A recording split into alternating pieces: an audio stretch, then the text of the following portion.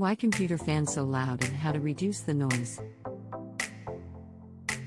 Your computer fan shouldn't be so loud that it can wake up your neighbor. Why is my computer fan so loud? Your computer fan gets loud because of high internal temps caused by 100% disk usage, high RAM usage, dust and dirt in the vents, or lack of airflow.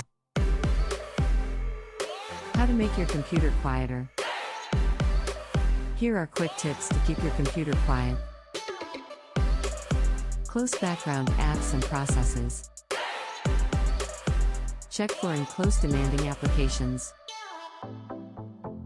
Apps, programs, and background processes can push your computer to the breaking point. The best way to see which programs are hogging your CPU is to use the Task Manager.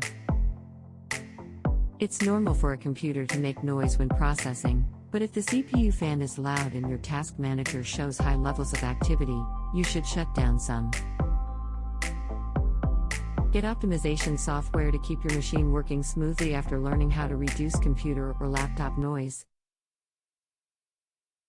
That's all.